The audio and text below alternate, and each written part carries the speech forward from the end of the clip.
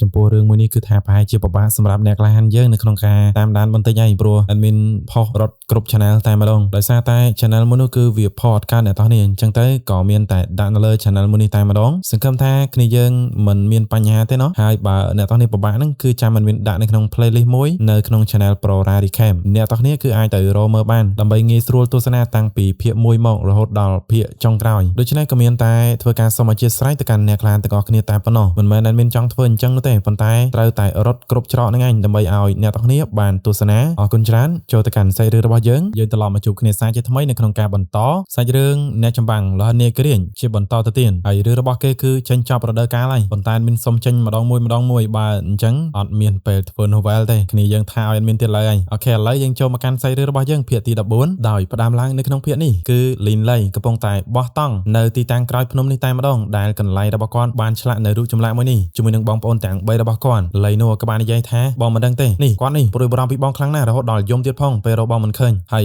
គាត់នេះវិញមកក្រោយភ្នំរហូតកុំដបងជើញណែញ៉ាំម្ហូបរបស់ឯងទៅកុំនិយាយច្រើនពេកលីនលៃក៏បានប្រាប់ថាលបងធំខ្ញុំមានរឿងមួយត្រូវពឹងបងសូមបងជួយថែរក្សាចម្លាក់ថ្មនេះឲ្យមានសុវត្ថិភាពសម្រាប់ខ្ញុំផងខ្ញុំត្រូវធ្វើដំណើរទៅកាន់ភ្នំសត្វវេទមន្តម្ដងទៀតអ្នកទាំង3ក៏ភ្ញាក់ផ្អើលហើយថាទៅម្ដងទៀតហើយកំពុងតែធ្វើដំណើរចំអកប៉ៃគឺថាពិតជាសប្បាយចិត្តមែនទែនលបងធំលើកនេះពួកយើងនឹងបង្រៀនមេរៀនទៅដល់អាក្មេងតូចៗទាំងអស់នោះឥឡូវនេះលីនលៃបន្ទាប់ពីឡើងមកកាន់អ្នកប្រើវេទមន្តកម្រិត7គ្រឿងសឹកការពារដីរបស់គាត់វាអាប់ដេតមកកាន់ជាគ្រឿងសឹកការពារត្បូងហើយអ្នកទាំងគ្នាមិនមែនជាកម្រិតដីទៀតនោះទេហើយបូករួមជាមួយនឹងកម្លាំងរបស់អ្នកចម្បាំងកម្រិត4និងល្បឿនរបស់គ្រូវេទមន្តកម្រិត7របស់គាត់អាចយកស្មៅបេះដូងខៀវបានហើយបន្ទាប់ពីបានទៅដល់អាងភ្នំដែលគាត់បានជួបប្រទះនៅស្មៅបេះដូងខៀវចូលទៅដល់មានដុំភ្លើងពីសត្វស្លាបទាំងអស់ហ្នឹងវាប្រហារមកកាន់លីនលៃតែម្ដងបីស្រ័យថាប្រយ័ត្នប៉ុន្តែលីនលៃគឺប្រើតែដៃម្ខាងប៉ុណ្ណោះបញ្ចេញនៅគ្រឿងសឹកការពារដីកម្រិតត្បូងរបស់គាត់ចេញមកបីក៏ភ្ញាក់ផ្អើលដែរថាពិតជាការពារដ៏រឹងមាំមែននេះហើយគឺជាសមត្ថភាពរបស់អ្នកប្រើវេទមន្តកម្រិត7ទោះបីជាសត្វស្លាបទាំងអស់ហ្នឹងវាមកវាយប្រហារគាត់ក៏ដោយប្រើតែកំបិតខ្យល់មួយនោះទេគឺអាចសម្លេះពួកវាបានយ៉ាងងាយស្រួលបន្ទាប់ពីចាត់ការទៅកាន់ពួកវាអស់ហើយងាកមើលទៅកាន់ស្មៅបេះដូងខៀវគឺវាបានក្រៀមស្វិតអស់ទៅហើយ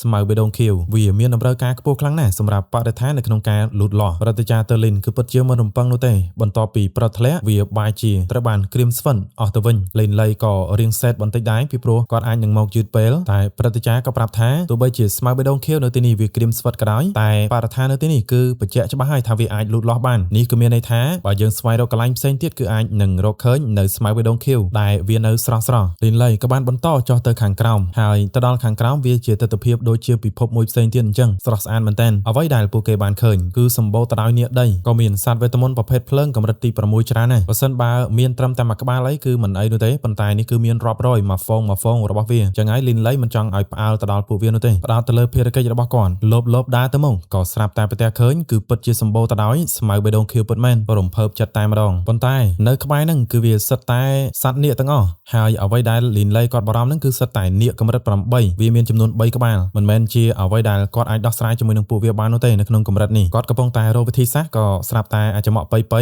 មិនចាំបាច់ស្មុគស្មាញម្លេះស្ទុះទៅលឿនតែម្ដងនាគទាំងអស់ងាកមើលល្បឿនរបស់ប៉ៃដែលប៉ៃគឺកំពុងតែសំដៅទៅកាន់ទីតាំងរបស់ស្មៅបេះដូងខៀវនោះឯងពេលហ្នឹងអានាគកម្រិត8មួយវាក៏បានឃើញហើយក៏វត្តកន្ទុយត្រូវប៉ៃផ្លោងទៅហើយមើលទៅខ្លួនឯងឡើងតូចមួយគេឡាប៉ុណ្ណាណៃមើលជុំវិញហ្នឹងលីនលៃក៏បានប្រើបន្លាដីគប់ទៅកាន់ហ្វូងនាគទាំងអស់ហ្នឹងបង្កើតទៅជាដីហុយទលំហើយគាត់ក៏បានស្ទុះទៅក្នុងល្បឿនដ៏លឿននាគខ្លះក៏បានឃើញគាត់កំពុងតែធ្វើដំណើរមកផងដែរលីនលៃស្រែកឲ្យប៉ៃបង្វែងដានរបស់ពួកវាទៅប៉ៃហ្នឹងក៏បានដូចចិត្តទៀនមកឌឺដល់កហើយលោតទៅខ្ញៅភ្នែករបស់ពួកវាបដាលឲ្យពួកវាមកហ្វូងធំគឺដេញទៅកាន់ប៉ៃចំណែកឯលីនលៃឯនោះវិញគាត់ក៏ទៅដោះស្រាយជាមួយនឹងអានាគភ្លើងមួយដែលវាជានាគកម្រិត8គាត់បានគប់ភ្លើងកណ្ដាលក្របភ្នែករបស់វានាគនឹងវាស្រែកតែម្ដងឯងហ៊ានប្រើវេទមន្តភ្លើងនៅចំពោះមុខយើងផងមនុស្សល្ងងលីនលៃក៏បានស្រែកឲ្យសញ្ញាទៅកាន់ប៉ៃអូសទាញពួកវាមកលីនលៃក៏បានបញ្ឆោតអានាគភ្លើងហ្នឹងរត់ទៅមកខណៈពេលដែលប៉ៃក៏បានបញ្ឆោតនៅស៊ូម៉ងឡុងនេះរត់មកដូចគ្នាក្នុងទិសដៅបញ្ច្រាស់គ្នាដីហុយទលំពេញនឹងផងមានអីនាគទាំងពីរក្បាលហ្នឹងគឺថាជប់គ្នាតែម្ដងនាគទាំងពីរក្បាលជេរឲ្យគ្នាទៅវិញទៅមកអាល្ងងលីនលៃក៏ឆ្លៀតឱកាសនេះប្រើវេទមន្តចង្វាក់ខ្យល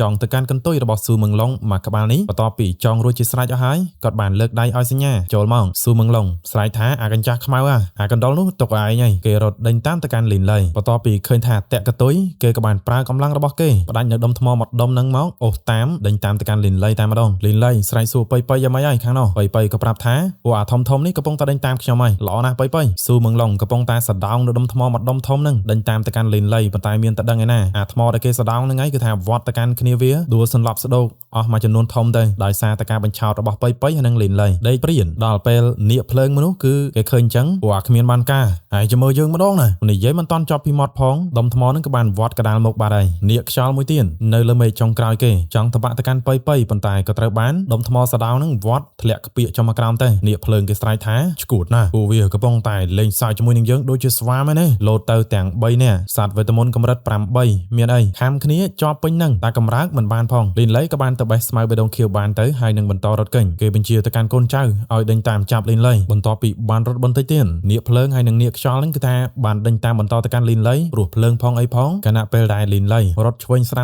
ំប៉ុន្តែគាត់ដឹងថាបន្តរត់បែបនេះគឺមិនមែនជាដំណោះស្រាយល្អនោះទេក៏លេចទៅឃើញឡាងភ្នំមួយក៏បានចូលទៅក្នុងឡាងភ្នំនឹងតែម្ដងហើយក៏ត្រូវបានផ្លោងដោយការព្រុសភ្លើងរបស់នាគភ្លើងដែលកំពុងតែដេញតាមតែពួកវាមិនបានចូលដេញតាមលីនលៃនោះទេអាក្មេងនេះវាកំពុងតែរងងាប់ហើយវាមិនដឹងថាមានលោកម្ចាស់ម្នាក់ណានៅក្នុងឡាងភ្នំនេះទេបន្ទាប់ពីបានងើបស្រួលវល់វិញហើយលីនលៃក៏បានបន្តចូលទៅកាន់ឡាងភ្នំនឹងកាន់តែជ្រៅប្រតិចាទ័រលីនក៏បានប្រាប់ថាលីនលៃប្រយ័ត្នខ្ញុំអាចមានអារម្មណ៍ថាមានរលកថាមពលដ៏មានឥទ្ធិពលចំនួន2នៅទីនេះប្រហែលជាឯងមិនអាចប្រើវេទមន្តហោះបាននោះទេនៅក្នុងនេះនោះលីនលៃយល់ហើយលោកតាស្រាប់តែមានសំឡេងមួយសាទីអូស៊ឺយើងរងចាំថ្ងៃនេះជាយូរមកហើយការស្លាប់របស់ឯងជិតមកដល់ហើយសត្វវេទមន្តដែលមានរាងកាយដូចជាខ្លាឃ្មុំយក្សដ៏ធំសម្បើមមួយកំពុងតែនិយាយទៅកាន់សត្វវេទមន្តដ៏ខ្លាំងមួយក្បាលទៀតដែលគេមានឈ្មោះថាសាទីអូស៊ឺនោះឯងយើងមិននឹកស្មានដល់តែឯងរកកន្លែងល្អនៅក្នុងការហ្វឹកហាត់បែបនេះសោះប៉ុន្តែឯងនៅតែនៅក្រៅយើងមួយចំហៀនប្រតិចាទ័រលីនប្រាប់ថាមិនកើតទេលីនលៃនេះជាសត្វពិសិដ្ឋឆាប់រកវិធីចាក់ចេញពីទីនេះលឿនទៅលីនលៃក៏ភ័យតែម្ដងលោកតាទ័រលីនតើលោកតាអាចដឹងពីច្រកផ្លូវចេញផ្សេងទៀតដែរទេប្រតិចាទ័រលីនប្រាប់ថាសត្វពិសិដ្ឋទាំងពីរនៅខាងមុខប្រាប់ឲ្យលីនលៃជៀសវាងពីការប្រើប្រាស់វេទមន្តរងទ្រាយធំបើមិនអញ្ចឹងនោះទេសត្វទាំងពីរនឹងប្រកាសជាដឹងពីវត្តមានរបស់លីនលៃជាមិនខានប៉ៃក៏បានរកមើលហើយក៏ប្រាប់ថាលបងធំនៅទីនោះមានច្រកចេញរួចហើយសត្វពិសិដ្ឋទាំងពីរក៏ចាប់ផ្ដើមប្រយុទ្ធគ្នាតែម្ដងមួយគឺជ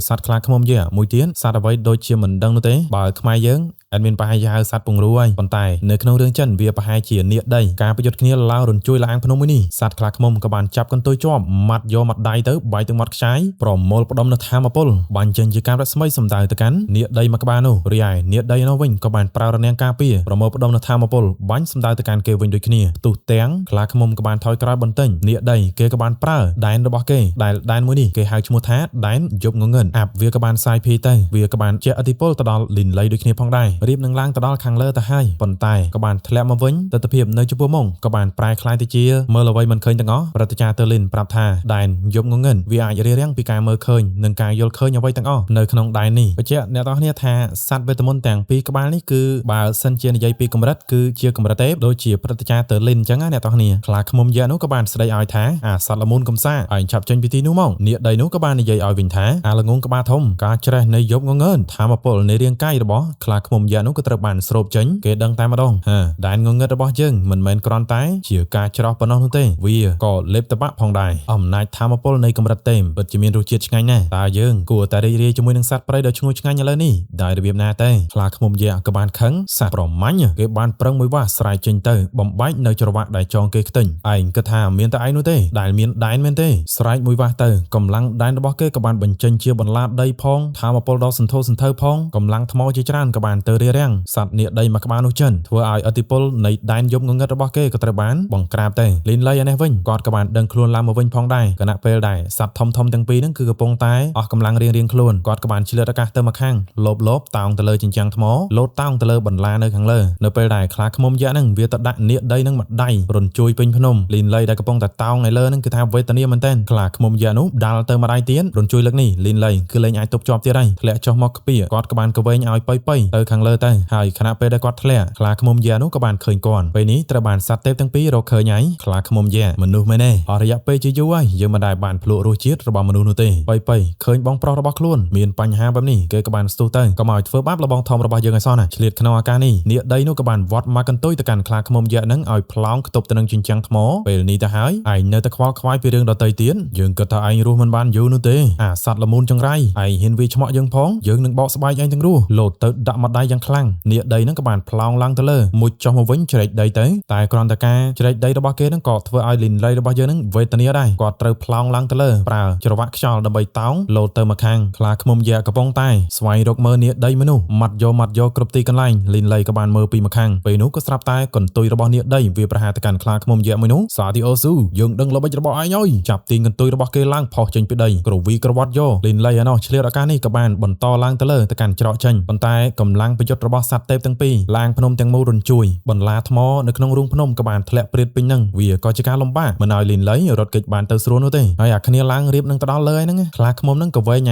សត្វនាគដីហ្នឹងមកត្រូវតំបន់របស់លីនលីទៀតសំណាងល្អដែលគាត់បានបោះច្រវាក់ខ្យល់ទៅតាន់ទាញខ្លួនឡើងទៅលើគេចពីដុំថ្មដែលធ្លាក់មកផងអីផងនៅពេលដែលរៀបនឹងទៅដល់ច្រកចេញទៅហើយខ្វះតែមួយជំហានទៀតនោះទេខ្លាឃ្មុំយៈហ្នឹងវាក៏បានឃើញលីនលីទាញបន្លាថ្មមួយគប់សម្ដៅទៅកាន់លីនលីតែម្ដងតម្រូវគាត់បង្ខំចិនលោតចុះមកក្រោមវិញទៅខ្លាឃ្មុំយៈវាក៏បានស្ទុះមកកាន់នាគដីម្ដងទៀតចាប់កជាប់ម៉ាត់យករញ្ជួយពេញភ្នំលីនលីឯណោះរត់មកសាទៀតហើយការម៉ាត់របស់ខ្លាឃ្មុំហ្នឹងក៏វាមិនអន់នោះដែរប៉ុន្តែមើលទៅកាន់ស្បែករបស់នាគដីវាពិតជាក្រាស់មែនទែនម៉ាត់យក